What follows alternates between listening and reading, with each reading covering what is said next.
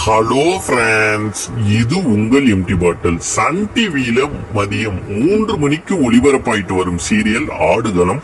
இந்த சீரியல் தொடக்கத்துல இரவு 10 மணிக்கு ஒளிபரப்பு செஞ்சுட்டு வந்தாங்க.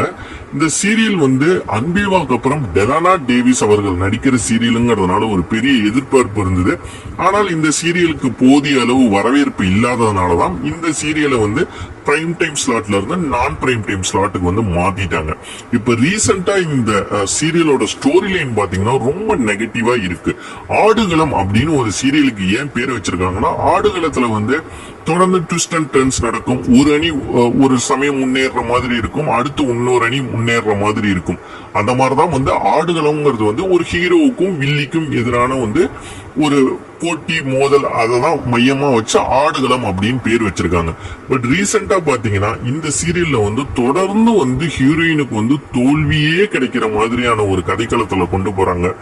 யாருக்காக அவங்க இந்த வீட்டுக்குள்ளார வந்தாங்களோ அந்த அக்காவும் அவங்களுக்கு எதிராயிட்டாங்க, அவங்க கணவரும் அவங்களுக்கு எதிராயிட்டாங்க. உண்மையும் தெரிஞ்சு போச்சு. அந்த உண்மை தெரிஞ்சதுக்கு அப்புறம் இந்த சீரியலை பாக்குற ரசிகர்களுக்கு என்னடா தொடர்ந்து ரொம்ப நெகட்டிவாவே போகுது அப்படிங்கிற அளவுக்கு ரொம்ப ஒரு தோல்வி ஏற்பட்டிருக்கு. நம்ம ஏற்கனவே சில வீடியோக்கள்ல சொல்லியிருக்கோம், ஒரு சீரியல் அப்படிங்கறத போகும்போது வெறும் பாசிட்டிவா மட்டுமே கொண்டு போக முடியாது, சேம் வே வெறும் நெகட்டிவாவும் கொண்டு போக முடியாது.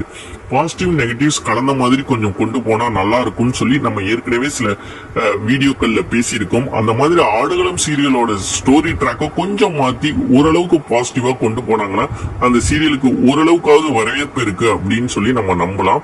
அப்படி கொண்டு போனாங்கன்னா நிச்சயம் பாக்குற ரசிகர்களும் இன்னும் அதிகமாவாங்கன்னு சொல்லி நான் நம்புறேன். ஆடுகளம் சீரியலோட ஸ்டோரி ட்ராக்க பத்தி நீங்க என்ன நினைக்கிறீங்க? மறக்காம இந்த வீடியோல கமெண்ட் பண்ணுங்க. இந்த வீடியோவை பார்த்தமைக்கு நன்றி.